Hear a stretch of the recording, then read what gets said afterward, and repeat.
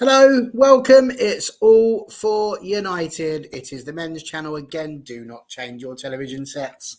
It is me again. You might have to get used to it for the foreseeable, which you could think could be a bad thing. Who knows? But the good news is I'm in this corner, so it means I shut up a lot more and let the beautiful people around me do all of the talking. So if you're hanging around tonight and you're getting yourselves into the comments, feel free to throw your thoughts and your opinions on this weekend's pretty interesting scoreline, I would say, as we faced Crystal Palace yesterday. So we'll be talking all things Crystal Palace. As you can see, we've got J&J here today. Got John down the bottom there, obviously a regular. How are you getting on, John? Yeah, I'm good, thank you. Obviously went to LSV, disappointing result today, but in terms of men's games, been a pretty good weekend for United. Absolutely, yeah. 4 points out of a possible 6. And to my right, we have got the rather wonderful Jess, who has been a mainstay for the last few weeks over on the women's channel and is now popping over to say hello here at the men's channel. So how are you getting on, Jess? You're on mute, so that will cause one drama. There you go. Try now. Sorry, I can't unmute it myself. My laptop's playing up. So that's what I've been doing. I've been frantically trying to smash that button to unmute it. Yeah, I'm good. Glad to be on. It's exciting, changing it up a little bit, moving from the women's channel onto here. So yeah, I'm excited. Absolutely. It does very much keep us on our toes. And as both of us, all of us, have been on both sides of the divide, shall we say. So it's really good to see that chasm closing. Meanwhile, though, we need to talk about Manchester United men's team and the game against Crystal Palace. It's been a reasonable weekend for Manchester United men, actually. One of those sort of weekends that makes you wish you hadn't lost to Arsenal, I suppose, because it just feels like it was within reach. But let's think, first of all, about the team lineup, because I don't think it was really that much of a surprise, especially with the way that Ten Hag has been setting out lately. But quick run through again. De Gea started. We had Wan-Bissaka, Varane, Martinez and Shaw at the back. Casemiro and Fred, we'll get to that, don't worry. Bruno Fernandes just in front with Anthony and Rashford wide. And, of course, Weghorst up front. Any surprises there for you, Jess, in that lineup? No, I don't think so. That seems to be the preferred kind of lineup at the minute. I think it was good to see Dalot back on the bench. Obviously, I think Wan-Bissaka's really sort of picked up since he's come on. So I think now Dalot's got a bit of a challenge, get a bit of competition for places, which is always great to see. Absolutely. And John, anything sticking out there for you in terms of team lineup? We always thought it would be Fred coming in with Casemiro. Yeah, right. I agree with Jess. I think the lineup picked it. I know there were some stories about maybe Sabitzer might start and that, but I always thought Fred would start. So, for me, the lineup picked itself, really. Excellent. We had some youngsters on the bench. There were a few people there. Sabitzer obviously was on the bench. We knew there was a chance that we would see him, and we did get a brief glimpse of that young man. Kobbie Mainoo also on the bench, which was quite interesting. Didn't get on in the end. But, Garnacho, I think, really would be the big one. No Sancho this time. John, do you think that's to do with how close the game was and how important it was to get that win that we didn't see Sancho? Yeah, I do think that. I think obviously brought Garnacho on to, because obviously Garnacho has been impressive, and I think obviously Sancho's been out for 3.5 months before he obviously came on in the Forest second leg. And for me, obviously, Garnacho was obviously substitute. I think, unfortunately, had a lot to do with the game situation, although we'll discuss the red card and that. But for me, yes, I think Ten Hag would have liked to introduce him that, but I think he's sending off and everything out the window, basically. And for me, he had to ensure that we got the right result, and thankfully we did in the end. Absolutely. Jess, anything in terms of a subs bench? Obviously, we saw Maguire come on, Lindelof came on. And of course, like I say, Garnacho came on, as did Sabitzer for a little bit. Wasn't really anybody else. Anyone else on that bench would be expected to see? Dallo, Manu, Malacia, Heaton? Like I said before, maybe Dallo, but again, you don't know. Although he's been named, you don't know how he kind of actually is right now. I think the red card probably affected the subs. So whereas Ten Hag might have had a kind of game plan in his mind, I think something like that happened, and at the time it happened as well. And then obviously with the kind of score being 2-1 for a good sort of 15 minutes or so, I think that it kind of forces your hand. Then you can't sit back and think, right, I've got all these players, who am I actually going to put on? You're sort of looking, right, we need to almost shut up shop, which is essentially what he did in bringing basically four centre backs on the pitch. And you can't really argue with it because we got the result in the end. So I'd say that it was the right call. Maybe if the situation was different, you'd have seen different players. But obviously, you had Garnacho coming on and then going off. But again, I think that's purely just down to the red card. Unfortunately, something like that happens, and it just can change your whole game plan. Absolutely, fair play. So obviously, we know the game finished 2-1. Stats were pretty reasonable, actually, for the game. Very 50-50 in possession, 53-47, so not too much there. Shots-wise, United 14, Palace 10, and only 5 of those on target for United, 3 for Palace. Everything else fairly equal, only 1 clear-cut chance for United. Palace actually had 2. So in terms of how the game itself went, it was relatively even, and it wasn't a game of huge chances. But it kicked off very, very early. And I'm not just talking about the time. Marcus Rashford flying down the left-hand side, smashes in a ball, and blatantly hits Will Hughes on the hand. Would we say, Jess, definite handball for you? It was one of those where the sort of hands up here. Again, lesser of the war probably is, but what do you think? Yeah, all day penalty. I don't. To be honest, I was wondering why VAR even sent the ref to the monitor. We have these rules in place where your hands have got to be. If your hands are next to your body, then fine. But that was in such an unnatural position.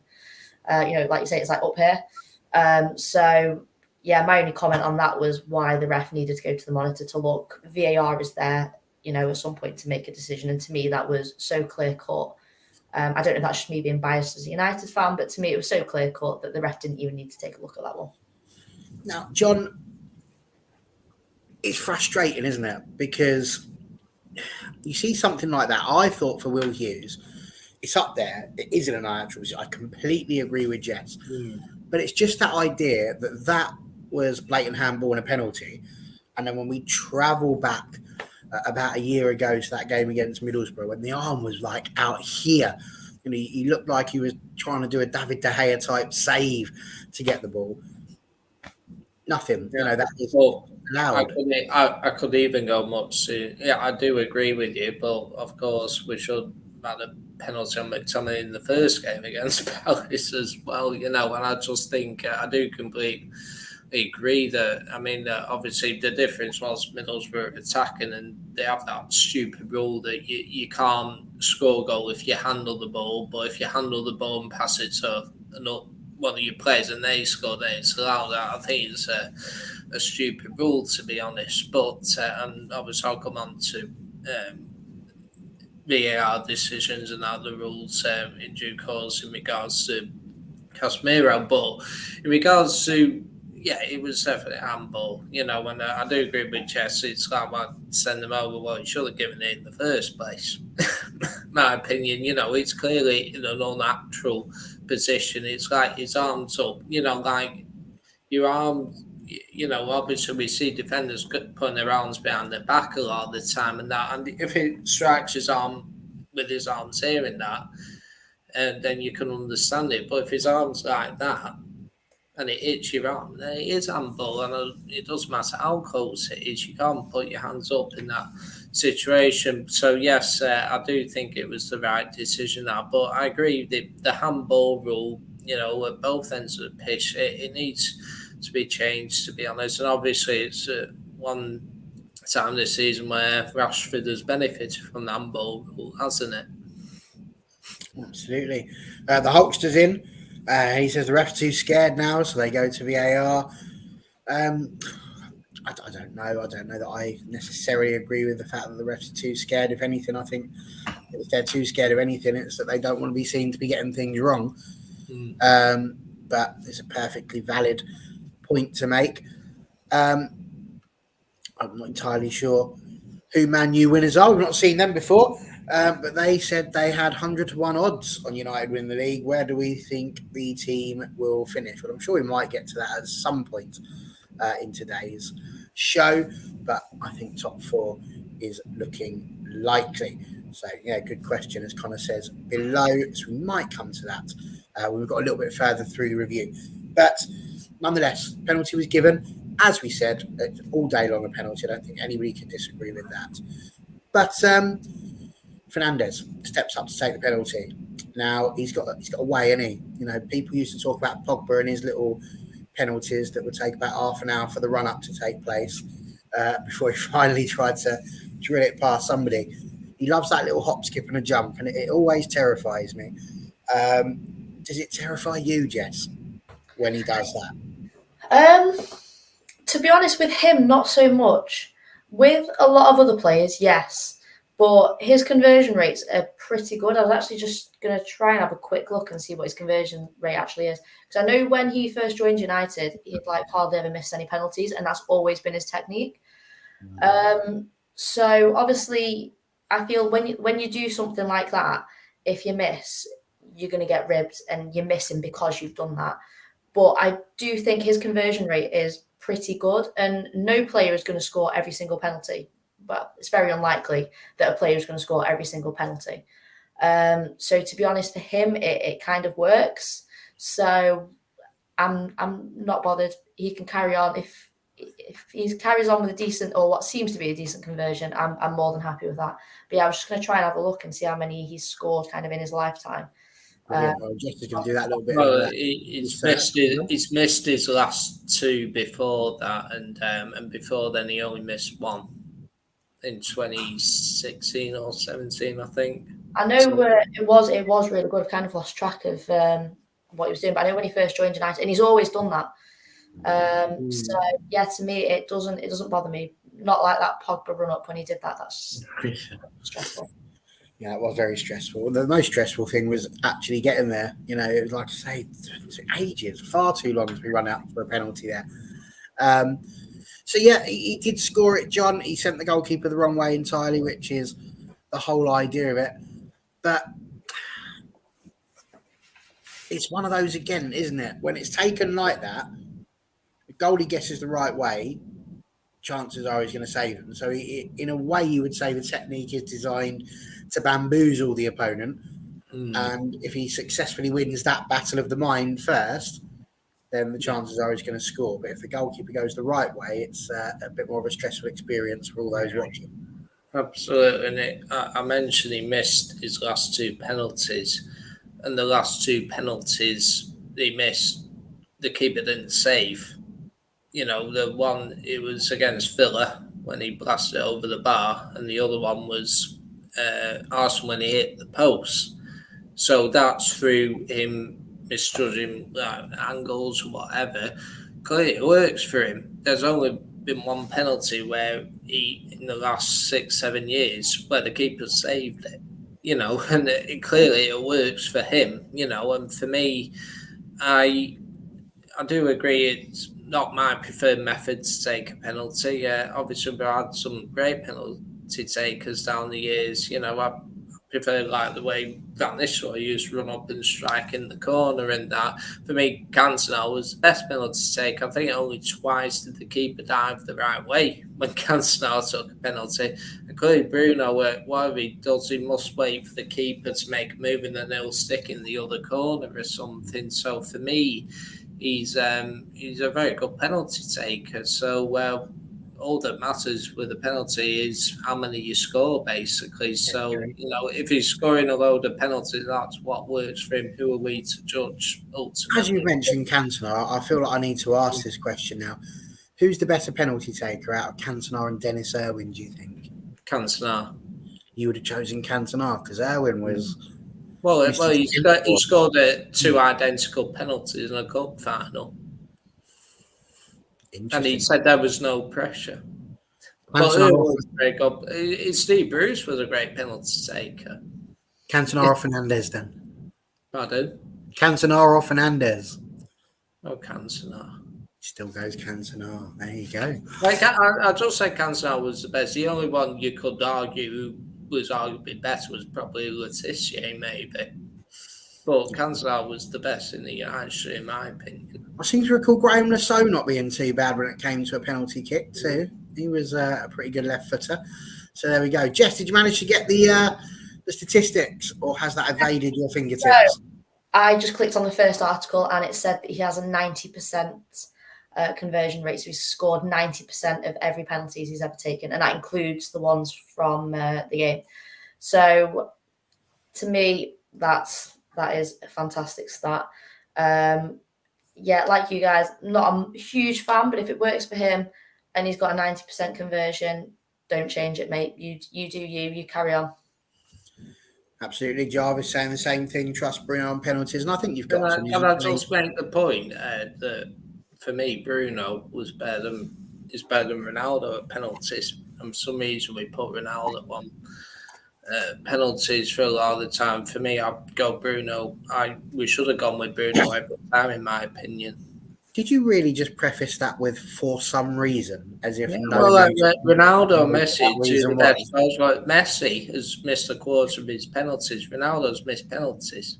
He missed one in the Champions League final against Chelsea, didn't he? Absolutely, and I agree. Hulkster Irwin was one of my favourites. There we go. Pushing the wrong buttons twice. Anyway, talking about Bruno Fernandes, or Fernandes, if you're into your FIFA. I don't know what that geezer was on, but there we go. That was his 7th goal of the season. The 99th of his career. Interesting to know how many of those are penalties. But more importantly for us, the 57th goal of his Manchester United career. I find this to be just an absolutely outrageous statistic. The more I look at it, the more it blows my mind. It really does. And to put it into context again, I know I brought this up the other time, but it's one of those where I just feel like it's a statistic that can be repeated. He has scored 57, which is 2 goals more than Dimitar Berbatov in 9 games more. Now, Dimitar Berbatov is a striker. That was his job. I know he's a little bit older when he came to us, but still, it's something he could do incredibly well. And at the moment, he is only 1 goal off of Robin van Persie, although granted with a lot more games, but you would expect that because RVP was quite a special talent. But still, to be on that level is pretty impressive. And he is 2 goals behind Chicharito, and he's only played 1 game more. And again, Chicharito is a striker. So I see all of this stuff on social media, and I know it happens on the women's side as well, John. And, you know, we sit here and scratch our head as to what it is that's going on. But people call for Bruno to be sort of dropped or get annoyed at him for playing all these sorts of things. How can you justify that when you hear those sort of statistics, John? Because to me, that's a madness. Yeah, completely agree. Bruno is our most creative player. I know Casemiro was obviously our best player in the midfield, and you know you can argue all different players, Martinez, all that, but Bruno is our creative source. You know, and I know with Erik saying he's out there, he's brilliant in terms of creation, but Bruno is our best player in terms of creation, and when he's missing, we're missing big time. And we always have injuries and all that. He never gets injured. You know, I know it's just crazy to think that. I think he's missed something like 14 days of football through injury in the last 7 years. I mean, that's just insane, isn't it? He's just ultra consistent and all that. And don't get me wrong, there are times it can be frustrating. You give him the ball, they'll attempt to be creative and find a pass or something. He might get it wrong 9 times, but it's the one time he gets it right. You know, he is our equivalent of De Bruyne. Now, I'm not saying he's as good as De Bruyne, but he is that level. if you take him out the team, we lose it. Casemiro's going to be a miss. Bruno will be just as big a miss if he's out of the team. I'm telling you now, he's the one who creates for us, and we will score a lot more goals with him now that Ronaldo's gone. And that's the other thing. His form dropped with Ronaldo. I'm not saying it was inspired Ronaldo or anything, but all of a sudden, now that Ronaldo's gone, Bruno's, picking up the pieces again. And for me, he's our most important creative player, more important than even Marcus Rashford. And for me, he's a nailed-on starter every single time because, even if he's having a bad game, he can always produce a moment to, win us a game or something, whether that's for a goal or an assist or whatever. He'll keep trying, and in most circumstances, he usually succeeds. Well, John Commode, you have made some brave statements there, which we interested to see what some people have got to say. Bruno Fernandes is more important than Rashford. We will get to Rashford shortly, and we will probably enter that debate a little bit more. And of course, if Bruno does get injured at some point within the next couple of weeks, if I was you, I'd probably hide your Twitter for a bit because I think people are going to be coming at you. I'm not saying Rashford isn't important. It clearly is, and he's in banging up form. I'm telling you now, if you take Bruno out, Rashford won't score as many because and the team won't score as many. That's the important thing. The team won't score as many. I'm not saying Bruno's playing better than Rashford. I'm just simply saying that without him, we're not the same team. That's a fair point, John. Wouldn't argue with you there. Jarvis has mentioned about Laetitia, just talking about the penalties there. 16 years with Southampton, he missed just 1 out of 49. Yeah. So almost 98%, which is just, again, impressive. He was fantastic at taking a penalty. Can't argue with that. And Connor has put, the annoyance of Bruno comes with his misplaced passes. Yes, he's always going to do it more because of trying risky passes, but sometimes it's better to play safe. Would you go along with that, Jess? Yeah, I'd probably agree. I think also it's very easy for us to kind of sit there and go, I could have played a 10-yard pass there. But obviously, if that pass that, say one of those passes that he did attempt did come off, that's potentially a goal scoring opportunity. But that's the sort of risk that you take when you have a player like that. Like we've just said, he has been one of the most consistent players. And I think the lack of injury at this level of the game is really impressive. I mean, if you look at how many minutes he's probably played for United, he's got to be sort of one of our busiest players. So to go all that time without really being out at all to injury is insane. I've also just had a quick look at the FootMob stats, and he's actually rated our best player so far, like on average throughout the season. So he's clearly doing something right.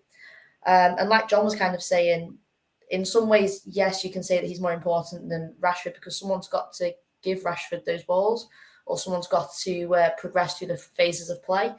Obviously Rashford's made a few himself and just run with it, but the majority of the goals, come from other places on the pitch or the team members. And a lot of those do come through Bruno, whether it's Bruno getting the assist or getting like the assist before the assist. He is a really important player. And his off the ball movement as well is really, really good. If you see the way he drags players out of position, and you saw it quite a lot against Palace actually. Palace seems to be playing like a bit of a 4-4-2. So there was a lot of space kind of in between. He does a really good job of just dragging players out the way. So our wider players could run in behind and things like that. And that's the kind of job that quite often gets overlooked.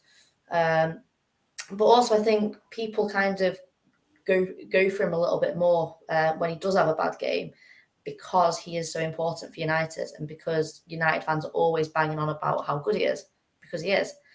So I think it's very easy to kind of use him as a bit of a scapegoat. And also other teams now, they've got to be looking, when they're doing their kind of pre-game analysis of the opposition, they've got to be looking at United and thinking, right, okay, who do we need to target? Who do we need to like almost man mark? And, you take Bruno out of the game and, that's one of United's biggest threats really then kind of neutralised. So he is going to be targeted by the opposition team, which means that, he's not always going to have absolute worldies, unfortunately. But yeah, I think he is so important for United, and not only just the way he plays, but the way he kind of acts with the rest of the team. He's a real leader, and I think in that role he's incredible. Absolutely. Mickey's just joined us. Moan. Sorry, crack on. That does annoy me a little bit when I see him whining all the time.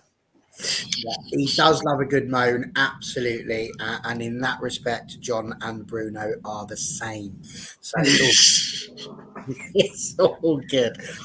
I do love a good moan, yeah. You do love a good moan, don't we just know it? But it wouldn't be you without it, so don't worry about that. Just a little bit of news. I know we're on the men's channel, but we do this sometimes on the women's channel, just to point out that we're a little bit worried about the Man United score, with it being 0-0 earlier on against Everton. The good news is that Arsenal have just drawn 0-0 with West Ham United. So although Chelsea do take advantage of this weekend, the Manchester United women are second in the table, just 2 points behind Chelsea, and still need to play them again this season. And Arsenal will remain 3 points behind us with a game in hand, and our goal difference being considerably better. So the weekend has taken another turn for the better. Come on. Let's start at goal number 2, because goal number 2 was a bit of a doozy, really. Rashford had a good chance in the first half, just before it ended, really. Goalkeeper did well to get to it. But then as the second half came about, it was, I thought, something quite good, as Garnacho and Shaw work together. Garnacho gets the ball out to Luke Shaw. Luke Shaw then sticks a cheeky one straight through the legs of the defender. Marcus Rashford does what Rashford does best, which is to take that goal. The ball, and turn it into the goal. It was pretty good, to be fair. What was your view of it, John? A brilliant team goal, 10 Hag ball. No, seriously, it was a superb team goal. It obviously brings back memories of the Fergie days and everything. I was listening to the game on the radio, and basically they were like, I know Rashford scored a lot of goals lately, but that was arguably the best one he's scored. And it's hard to disagree with that in terms of like the whole team. And I know we scored a goal a month ago, which Luke Shaw scored. I think it was Bournemouth, wasn't it? Which was not too dissimilar, but I think the intricate play between the two, like Garnacho and, Shaw, Rashford and everyone, and the build-up. I don't know how many passes there were for the goal, but, it could easily been, maybe 20 possibly, and it was a superb team goal, and I think it was just the perfect goal, really, and I think it shows that Ten Hag's way of playing is working at the moment, and for me it symbolises that we are on the way up. The team are working together, and that's Eriksen's been an integral part of the team, and he wasn't playing yesterday, and but for me it's like even players who haven't necessarily played every game were all involved in it, and for me that's led to the goal. I mean, obviously Garnacho came on and he was substituted due to circumstances, but he contributed to that goal. And this is, that the team is cohesive, and if you're scoring goals like that, you're on the way up, and it symbolises that togetherness. And again, for Rashford, that arguably the best strikers' goals are the poachers' goals, and it's like what I loved about Rashford's finish. Not too dissimilar to one in the derby, that sometimes Rashford beforehand used to score goals where it was like a powerful shot or something. For me, he's getting goals now which he wasn't scoring before, and I made the point on the show recently that he's not just scoring goals, he's scoring great goals, and it's not just about dribbling past a few players and firing into the bottom corner or whatever. He's getting poachers goals now, and that symbolises the form he's in, the form the team's in. And for me, it was just a superb goal. And for me, it's you'll find it hard to find a better team goal this season. I think so. And if we think back as well. I mean, it doesn't seem like it was all that long ago that we were all sat around waiting for him to get his 100th goal for the club, and that seemed to be sort of hanging over his head just a little bit. He got it, and the minute he did that, the shackles just seemed to have come off because he's been flying since then. There's been 1 or 2 games that he hasn't scored in, but generally nailing it. And he's now on 112 goals for the club, which is quite something. He's in the top 20 all-time goal scorers for Manchester United, and he is just 9 behind Andrew Cole, which is. And can I just also point out? Sorry, back and Jess will speak in a moment. Benny McCarthy. For me, Benny McCarthy's done a lot of work with Rashford, try and get him to improve his game. He's scoring goals this season, which he wouldn't normally score. You mentioned his 100th goal at West Ham. It was a bullet of a header. You would never have thought Rashford would score a goal like that, would you? Yeah, and that's what I mean. He's had inside game. It's all down to Rashford. It's all good coaches working with you, but you got to do it yourself. And obviously, our friend Stu would emphasise that. And for me, that's what he's getting better at. And I think it's partly down to the coach of Benny McCarthy teaching to get in that zone where you'll get a lot of goals. And for me, that's where Rashford has massively improved his game. He's in massive, brilliant form this season. Absolutely. Yep, no, I can't argue too much with that. And Jess, as we talk about Rashford and how he's been getting on, John's completely right there. He is definitely scoring goals that we weren't necessarily seeing him score previously. But he's doing this at the moment still from the left-hand side. I've always maintained that that's his best place. He's had his best games for Manchester United when he's put on that left flank. But if he's going to be able to perform in the way that he is there, is there a shout that Rashford could transfer to being that central focal point up top? Or do you think that puts too much pressure on him and that's how he then ends up not being able to score? I mean, the way he's playing at the minute, you've got a strong argument for him picking up in that position. Because, I mean, the second goal, he didn't even do anything really. He just put his foot there and it went in. And that is purely down to his positioning. Obviously, the team, the way they built up to that goal was insane, and that was kind of like peak United. That really kind of reminded me of like the United of old almost. The way they just fizzed that ball around, it was like literally watching them play against kids. Just these kids trying to like win the ball off adults, men against boys. That is what it was like. Seriously, they did not stand a chance. And yet, Rashford just recently is just constantly in the right position. But not only that, he's scoring a mix of goals. Like you say, he's scoring goals that he maybe wouldn't have previously bagged. He scored that fantastic solo goal the other day. That one today, yesterday was just a poacher's goal. Absolutely fantastic. That is out and out, just a typical striker's goal, that being completely in the right position at the right time. So if he carries on like that and can kind of keep his head in that position, I mean, he is in the form of his life. He is now playing how every United fan has been saying he can play for years. So long way to continue.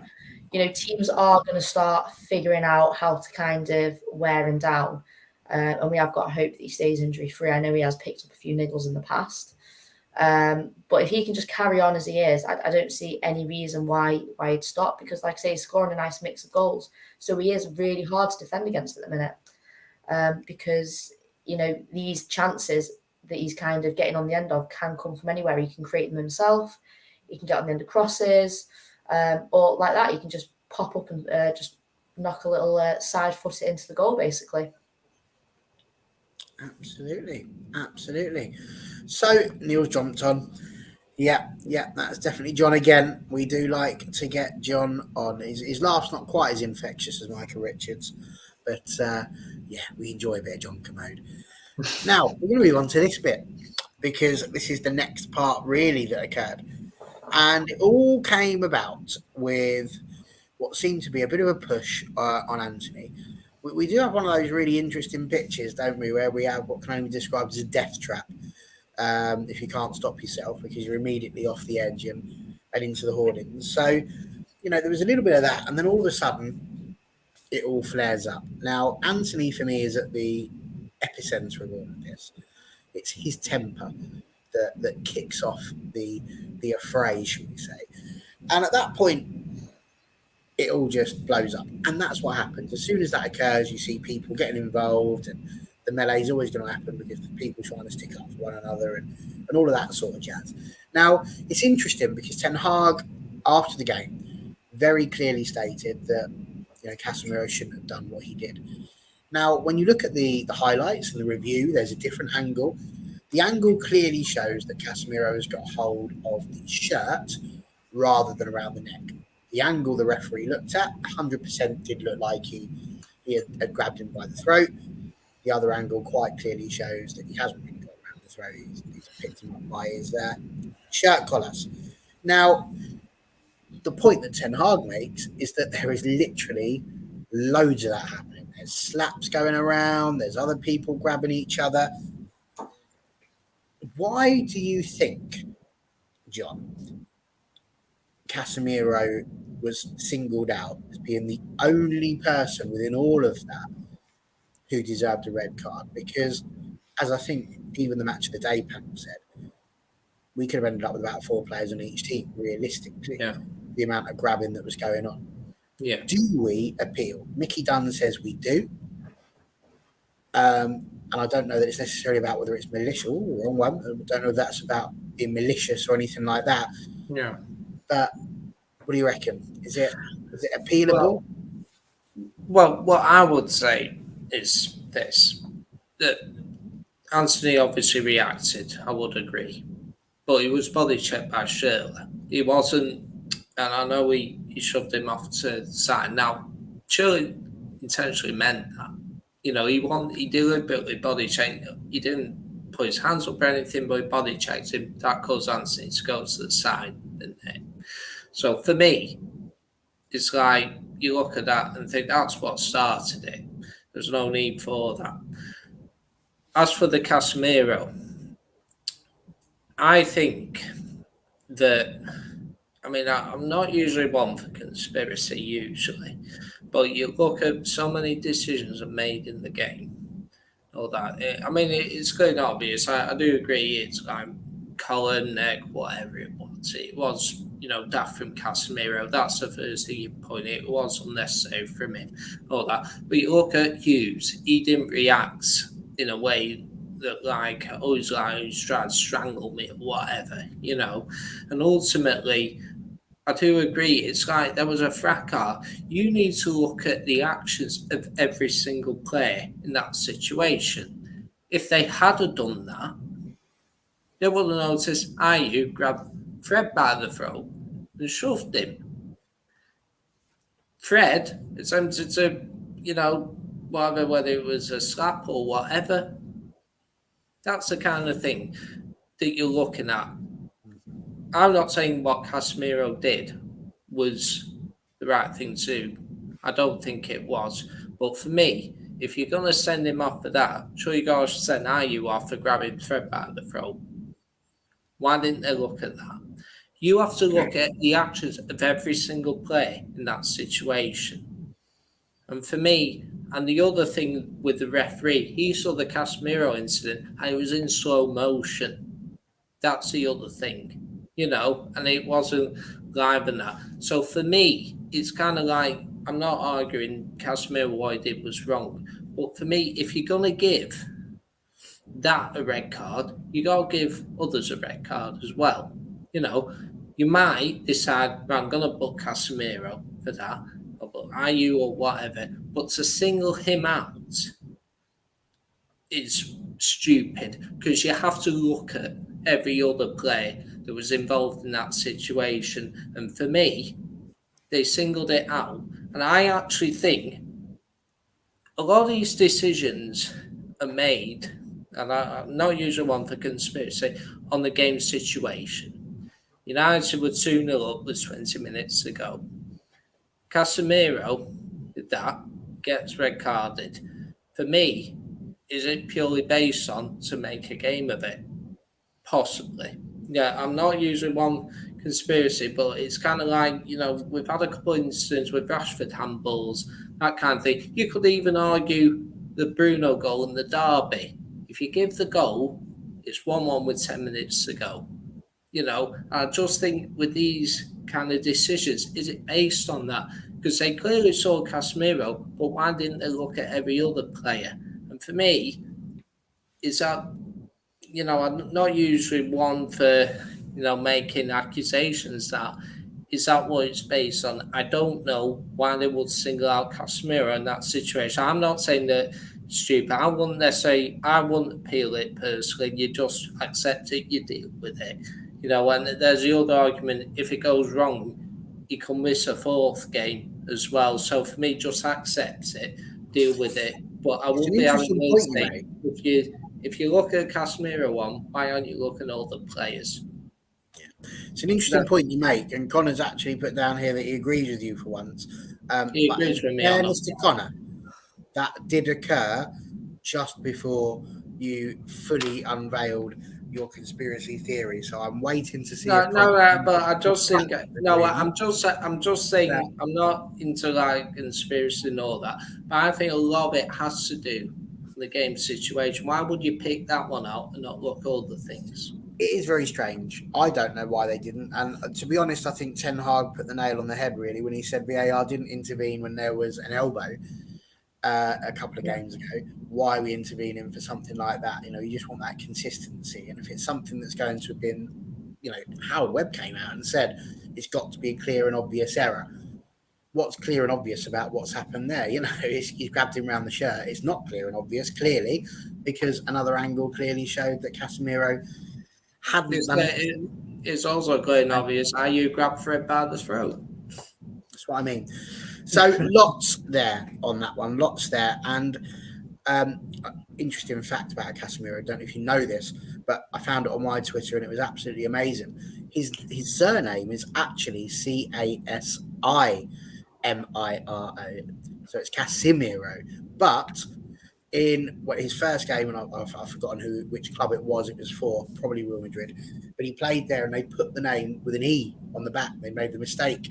And he had such a good first game that he's all superstitious. So he said, don't change it. And so he's kept Casemiro on the back ever since, just because of that superstition. So that blew my mind a little bit. I'm like, it just goes to show what footballers are like. And speaking of footballers, let's go to Jess to point out this that Connor's just put. Not worth the risk of him missing the final personally. We can beat Leicester and Leeds without him. Connor just never learns. Something's going to bite you eventually, Connor, if this carries on. But do you agree? Do you think we just give Cass the break, or is it better to have him available? I'm kind of a bit torn, but I think I am leaning towards the don't appeal. At the end of the day, you can argue that he grabbed his collar, and it does look like he grabbed his collar, but you put your hands there and you're just running the risk. And he knows that. He's a professional. He's been in the game a long time. What he did was stupid. And he'll know that. So I do think that it's difficult because, you run that risk of him missing a fourth game, and do we really want that? So for me, I probably wouldn't bother the appeal because there is an argument that he was in the wrong, and there is a strong argument that he was in the wrong, and that decision will be upheld. Briefly touching on the little conspiracy theory, it is interesting. At the end of the day, like the Prem, it's a product. And now football is essentially it's a business, and they want to sell this product. They want it to grow. They want to make money from it because unfortunately that is how it is now. It's a business. Doing only looking at one little decision and doing that led to the kind of final result being 2-1 in a very kind of dicey final 10-15 minutes. There is a really strong argument as well for, is there a little bit of a conspiracy there? But I think it's more that VAR just didn't look. And I think this is one of the issues with VAR. I don't think we use it right. And I mean, I could go off forever on VAR. But just in this situation, where do you draw the line? You've got a ton of players all coming at each other. You can't look at all of that in a quick couple of minutes. If you're going to want to analyze every little movement that each each player's doing, because there was a few different groups kind of all going at each other. How long are you going to spend looking at that? Because you can't just look at one group and give someone a red card, but then not go and look somewhere else. Yeah. And that is how they missed this. Well, I'm assuming they missed it. That's all I can think, that they missed the whole George Marley putting his hands on Fred's neck. Because otherwise, of course, that is a red card if you're giving a red to Casemiro. But where do you draw the line? If you're going to look at a little stupid scrap like that, you have to waste all that time looking at every part of it, and that is a waste of time, and nobody wants that. I think even the Palace fans and Palace players would agree. I mean, like, no one seemed fussed, no one was screaming at Casemiro, no one was shouting at the ref that any of this had happened, and I think that's the biggest giveaway. You know, if players want to get someone sent off, they make their thoughts known. You know, we see it all the time. Something super, super minor will happen. A player gets like a little flick to the face and they dive on the floor. But there was none of that. So I think that is the biggest sort of sign. I think what you usually find from those sort of things, though, Jess, don't you, is that you get a big refracker like that. And then what will happen is that invariably 2 players will get brought over to the referee. Both of them will be shown a yellow card. And everybody just goes away and carries on enjoying the game. And, I mean, there's an argument, not necessarily one that I would make, but there is an argument that Fred's slap is the more obvious thing to be punished, rather than people grabbing. And are you grabbing by the throat? The commenters on for a second, and then you can come straight back in. But the Hulksters the footballers usually grab each other's collars, not Connors. That's me. But Casa went 2 hands on the neck, and when he was shown red, he walked because he knew. But Jarvis says it's not correct. If you watch it in slow motion, you do have to watch it. If you see the match of the day version, he doesn't grab the neck. He genuinely doesn't. The angle that everybody's looking at, 100% looks like he's grabbed the neck.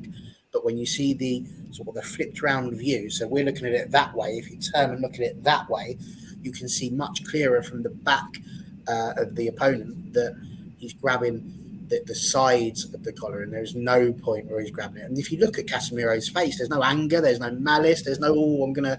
Well, if you look like a little cuddle at the end. And also, this kind of goes back to the whole, is it clear and obvious, which is what the VAR refs are constantly banging on about. Is it clear and obvious? Exactly. And I think, again, it's this inconsistency.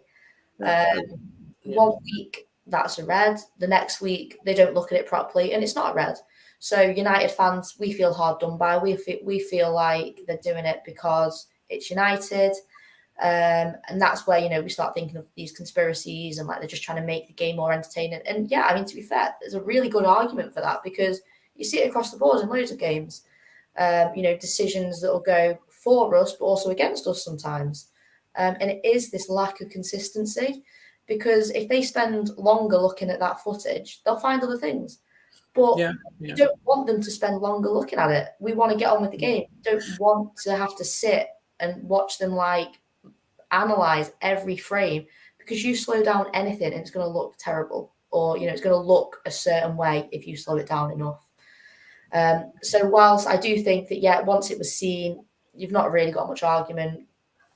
I get that he probably did grab his collar, but his hands are in a stupid place, so you can't really argue with that.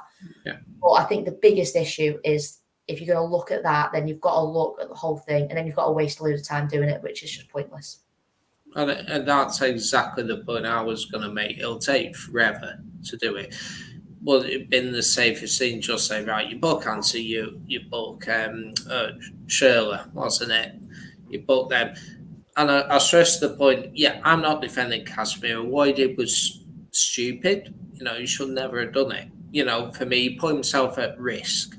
But for me, it's like, they pick on that one thing. And it's like, when such a thing occurs like that, you always think there might be a red card in there somewhere and all that. And it's like they identify Casemiro as almost like the one incident where there was wrong. It's like, Fred arguably did something wrong. You did something wrong. You know, and ultimately, you could have easily sent off 3 or 4 players in that situation. But for me, is that to the benefit of the game? No. Because ultimately, and Casemiro, again, it's not the right thing to do. It's like, well, I know Hulk mentioned about Casemiro did it with two hands. You did it with one hand. Well, it doesn't matter. You can strangle someone with one hand or two hands, can't you? Ultimately. And for me, I do think it goes back to some of the incidents. Like I mentioned, like the handball and Rashford, for example, the Everton game. Right, he had the goal disallowed, didn't he? Because he handled the ball. He went through and scored, even though early in the day, Antonio scored a goal for West Ham where he handled the ball, but the keeper saved it and he scored it. But why is that allowed then? And for me, these things are based on the game situation. It's almost like they have this belief, well, let's make a game of it, basically. For me, I can't, I'm not saying that it's wrong or anything, but for me, it's like you pick on that one, you got to pick on other instances. We might have been down to 9 players, and Palace might have been down to 10. But ultimately, if you're going to pick on one, you got to pick on others as well. And for me, that's the biggest issue which I get from the event. But Casemiro, he only has himself to blame, ultimately. Absolutely.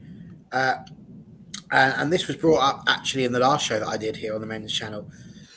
He did take the yellow in the Arsenal game, and I asked the question of, do we need to worry about the amount of yellow cards that he gets? But this is the sort of situation we're in, and I think when you look at how Roy Keane used to be, he would pick up yellow card after yellow card after yellow card, then a red card, and then yellow card. He was, and he genuinely was hurting opponents. So probably acceptably so at that time. But yeah, I don't think it's necessarily he needs to control himself. It's just you're going to pick these up when you're a combative midfielder. And breaking news, Jess. If Connor is agreeing that you always speak sense, then clearly this is an admission that he eats his burgers incorrectly. I feel like I should screenshot this because this might be the only time anyone has ever said that about me. So it's a really, really good moment for me. I'm gonna remember that forever, and I'm gonna become unbearable and tell everyone. Nice. You must be feeling like WTF. Yeah. I see what you did there. I see what you did there. Well played, you. And yes, we knew what we were getting. Absolutely. And as Jarvis says, it is indeed his style of play.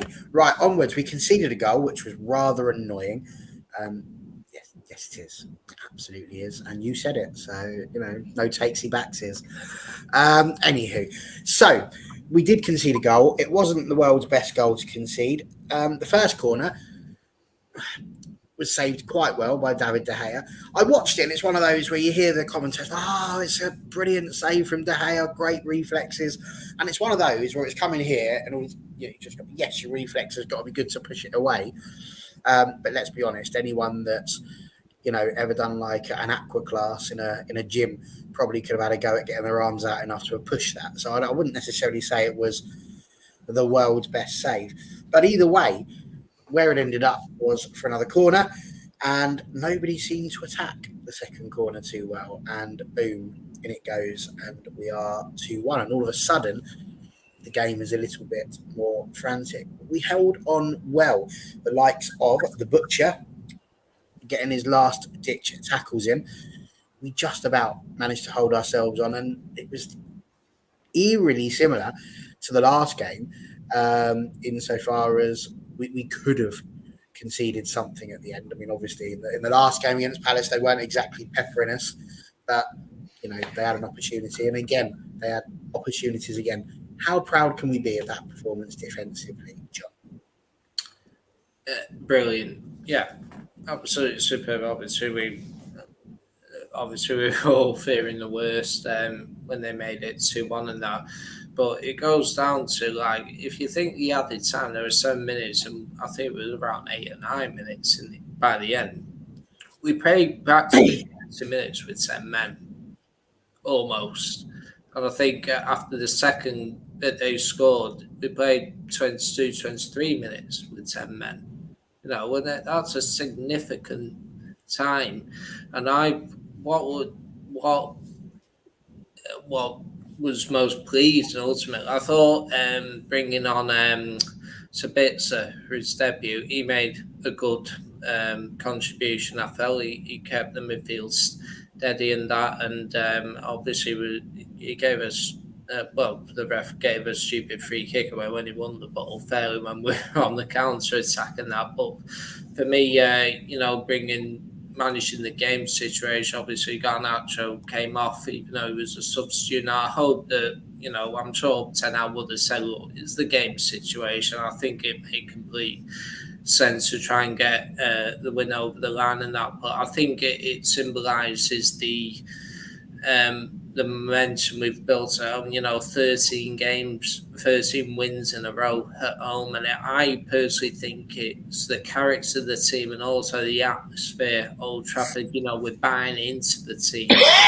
Goes over the line. You mentioned Martinez giving it, like the fist up, come on. And same with Varane as well. I know Marcus, Casemiro and Rashford got all the blood, but Varane has been brilliant this season as well, and he was bigging it up and that. And for me, the team, the way we defended the last 20 minutes or so, it was superb, isn't it? And I know they had a couple of chances now, but we did well to restrict them, and it symbolises the fortress we are developing, Old Trafford, that you're going to have to do very well to beat us. And for me, that was the most pleasing aspect about yesterday. That win, the team in the dressing room will be buoyed by that result, even in spite of the Casemiro sending off. They'll be like, forget about that.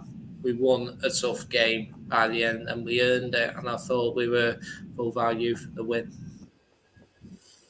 Absolutely. And again, this makes complete sense, doesn't it? And it was something that you mentioned as well, Jess, about how the red card changes the game, and all of a sudden you have to sacrifice something up top, really, just to ensure that you keep the 3 points. And do you think it was the right decision? Yeah, definitely. And based on the result, you can't really argue. Palace made it hard for us. It wasn't even going down to 10 men. Sometimes you play against opposition and you can go down to 10. It's not really a problem. But, it's kind of notorious. We struggle against Palace sometimes. They never make it easy for us. I don't think we've ever had a kind of, big victory over them. It's always tough. They are kind of, they always just show up against the big teams, basically. And they can be a tricky opposition. So I think to hold on to that lead and to ultimately win the game just goes to show how the team are progressing. Because again, the sort of previous United squad from a year or so ago, they bottle that lead, especially going down to 10 players, and we don't win that game. So to be so defensively sound, and I think with the recent kind of introduction of some new players into our defensive unit in Varane and Martinez, have been real assets, and that's kind of the difference now between this squad and previous squads. Because to have you back against the wall for that long as well, like 15, 20 minutes, that's a long time. And when kind of, the refs signaling 7 minutes extra time, that's a lot. And then to play 5 minutes, it's really, really tricky. So, yeah, hats off to the defence. They kind of kept us in that. Sorry, we had to throw a 7 in there. That's a WFC thing, because that's just how long was put on the clock, just as Alessia Russo headed in the winner at the Emirates Stadium. Yes, iconic footage, even if I do say so myself. And absolutely, Jarvis, he's not just a vital player. He's also, if you're interested, he's also the February Man of the Month on the Manchester United calendar, which was purchased for me. I can't claim to, at the age of 41 next month, be buying these things, but there we go. Somebody got it for me. Very nice of them. So good old Harry. Absolutely. When he's used correctly, he's a legend. And I'm glad you think so, Hulkster. Yes, it's a very nice top. I do enjoy it. So thank you very much. There was a question, wasn't there? Earlier on, I threw it up there and I said we might come back to it towards the end. Having seen how we performed there, the sort of question was, whereabouts do we envisage us finishing this season? I threw a similar sort of question out on Twitter for the women.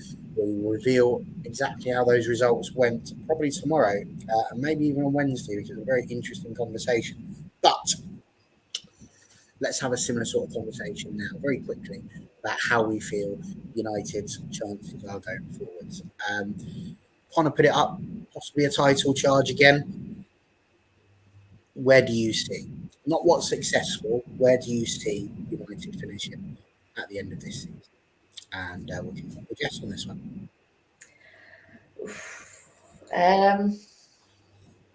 I'm going to say third. Third? Yeah, I reckon we'll finish third. I reckon City will just beat us to second, and unfortunately, I think Arsenal are going to win it. Very nice. Well, Mickey's gone for the same for you. He's gone third in the league, but we're going to win the EFL. I presume means the cup, not the league. I reckon we've got a cup winners this season. Bit of silverware to bring back home. That'd be fantastic. I feel like we've got a good chance in the FA Cup as well. It's very, there's other teams that are sort of going out of that. That's another winnable competition. I can certainly see a domestic double on the horizon in that respect. John, where would you go? I think third is the most common that most of us would go for at this moment. So for me, that's probably the most likely. However, obviously we had a few good results go our way this weekend. I personally, I know it's a controversial call and that, but for me, I wouldn't. That Barcelona game, obviously City and also have to play each other twice and that. And for me, we have that consistency in the league now. And I think it'll be interesting to see if we were to get knocked out to Barcelona, Europa League, what we could potentially do. I don't think we'll win the league this season. I don't think we will. But I do think if you were to get knocked out to Barcelona, both Arsenal and City would still be in Europe and they still got to play each other. I don't really see any other teams behind us catching us. And obviously City, they're only 3 points ahead of us, same games played. So for me, it'll be interesting to see what happens next month. And for me, I'd happily... I'm not usually one, I never like us losing, but if we were to get knocked out to Barcelona, I don't think it'd be the worst thing in that. And I do agree also that the FA Cup, you could go for a run in that, and hopefully we'll beat Newcastle in the League Cup final. So I'd say third at the moment, but I think this is so unpredictable. I don't know what's going to happen. Because you would have thought Arsenal were favourites. They lost to Everton. You think, City were back, and then they've lost to Tottenham. It's the most unpredictable season we've had in a long time, probably since Leicester won it. So for me, I don't know what's going to happen. I think we should just enjoy the ride. Feels like Connor just sort of agreed with me there, going with the old cup double, although he didn't state which cup we potentially could get. And Sim, so good they named him twice, has got a solid top four, and a cup would be good enough. I think most people would tend to agree. Well, there we go. That is Crystal Palace reviewed in a nutshell. And there's lots of things still to come upon these channels. We have got tomorrow, as we say, on WFC, the review of the 0-0 draw, which doesn't make it sound that great, but the 25 shots with only 4 on target and the 4 times hitting the post/bar should certainly add to the joy there. Not to mention, this conversation is going to be rearing its ugly head by the sounds of things, because Connor is going to be bringing up to our newbie guests. That's right, we've got new people all through the week, potentially on WFC shows, whether or not it is acceptable to eat a burger with a knife and fork, which of course... The answer is no, it's not acceptable. So we shall see where we go with that one. Of course, lots still to go. We've got midweek games and everything. It's going to be an absolute doozy. And there'll be previews and reviews and all sorts. So keep an eye on All for United TV, which is the new Twitter handle for All for United. And of course, keep an eye out for All for United WFC as well. You'll see lots more of me. And if that's your sort of thing, feel free. If it's not, just don't look at me. There's other people you can watch. For example, like Jess and John. We've got a few more things popping in here. What they saying? We can potentially win all 3 cups, second in the league. That would be pretty good. I mean, it's not the best possible outcome. I mean, the best possible outcome would be first. But I think I see where you're going with that one. It's the most likely possible one. I would go along with that as it stands. And Jimmy's Devils, FA Cup, League Cup, 3rd in Premier League. I'd be happy with that for Ten Hag's first season. There we go. What about 4? What 4 from the Premier League and the FA Cup and the League Cup? Would you take that, or is it Ten Hag out? I don't know. Who knows? I'll tell you what I do know, though. And I've been thinking ever since I said I was doing this show, which was only a couple of hours ago, as to quite how we're going to sign off. Because most people in this world will know that I am a jocular, positive, and fairly easygoing type of guy. But obviously tonight is a very special night. There was a reason why I decided to wear my black Manchester United shirt, and it wasn't just because it's one of the best away runs. 65 years ago tomorrow, probably the most poignant moment and the saddest moment that's ever happened in Manchester United history, and the one that, if we're being brutally honest, probably set us upon the trajectory that we are currently in. 44 people got themselves onto a plane in the hope that they would be coming home from having made it to the semi-finals of the European Cup. At that moment, 6 crew, 38 other passengers didn't manage to take off on the 3rd attempt. It was a sad time. It was a horrible time. It was one that has set this club up. Captain Ken Raymond, one of the co-pilots, was one of the ones who didn't make it. Walker Crickner, the club secretary, Tom Curry, the trainer, Bert Wally, the chief coach, Frank Swift, Donny Davis, the journalists, Jeff Bent, Roger Byrne, Eddie Coleman, Duncan Edwards, Mark Jones, David Pegg, Tommy Taylor and Billy Whelan, all players who were expecting to come home but didn't. However, there were heroes that night.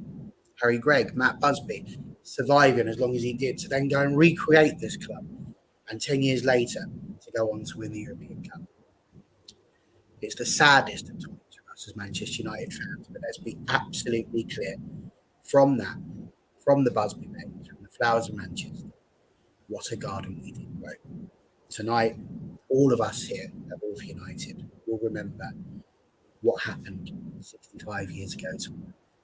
And whilst we will do so with a heavy heart to those people, we always say, thank you, God bless, and thank you for making what I can only describe to be the best football team that has ever existed on this planet. It'll be the saddest ending I ever give you to a Wolf United show. I think they deserve it. We'll see you again.